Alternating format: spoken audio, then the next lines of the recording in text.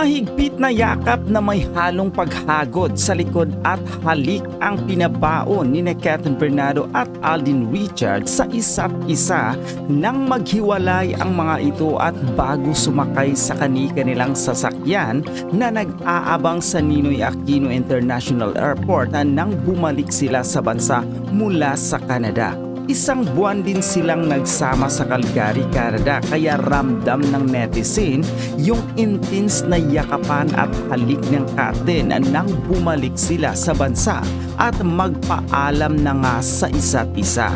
Komento ng netizen at Catherine fans online, mistulang eksena nga raw sa pelikula ang napaka-sweet moment na yon ng dalawang lead star ng Hello Love Again.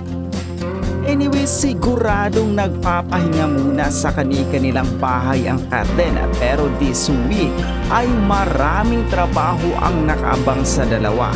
May kanya-kanya muna silang ganap bago magsimula ang mahaba-habang promo nila para sa inaabangang reunion movie.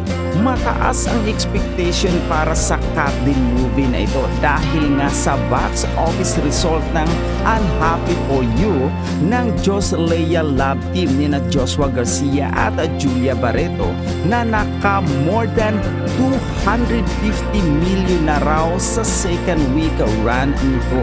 For sure, hindi papayag ang followers ni na Catherine at Alden na matalbugan ang mga idolo nila.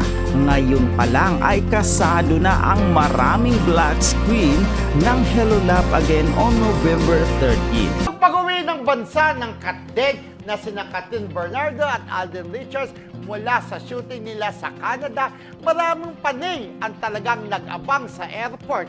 Pero bigo raw ang mga ito nang sa VIP section dumaan ang Catherine. Ayon sa ating source, carry lang daw say ng panay dahil masaya naman daw sila sa nakitang ayuda sa social media kung saan ay may eksenang yakapan daw ang dalawa bago maghiwalay. Marami ang kinilig dahil dama raw nila ang higpit na yakap na yon, kaya talagang trending din ito ngayon. Nagigpit nagyakapan daw, walang daw, ayan, kitang-kita. Nagyakapan. Na talaga naman nagyakapan at medyo may pagganong-ganon pa si ano. At diba? ito ang tagal ng kanilang yakapan. Oo. Di ba minsan yung halimbawa mag-friends lang kayo? Oo. Ganun lang.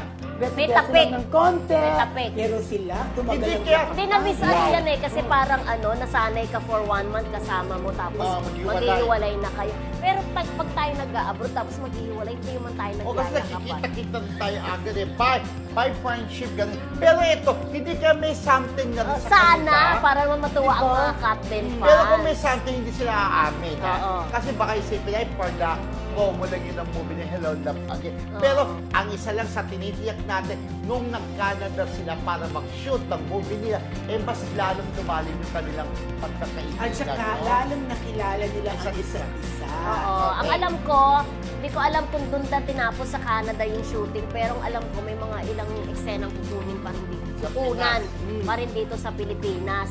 At syempre, kaunti na lang dahil next week, November September 13. na. Tapos October, November 13. Ang bilis Oo, na, ang bilis diba? na yan. Siguro mga 80 to 90% nakunan na sa ano, no? Sa Canada. Sa Canada, konti na lang dito sa Pinas. Correct. Pero kung ano kaya kukunin sa Pinas kasi lumipad na pa Canada si Catherine tapos sinundan ni Alden, Oo. di ba? Oh, malay mo Ano may- kaya? Tingnan malay mo may natin. flashback, May flashback, di diba? ba? Pero may nadagdag na characters, di ba? Yes! Nakita nga natin Si Kuya na si Jobert. Jobert siya. Nakita ko din sa picture si Valerie Concepcion. Oo. Nakita ko rin si anak ni Jean Garcia, si Jenica. Jenica Garcia at si Ruby Rodriguez. Oo, Nakita ko rin din sa photo. Hindi ko alam kung kasama Maraming sila. bagong character. Marami. At dapat naman, para hindi naman very part 1. Diba? Kasi alam, di ba pagkakaroon natin si Ruby nasa abroad na. Oo. Kaya siguro kinuha, di ba?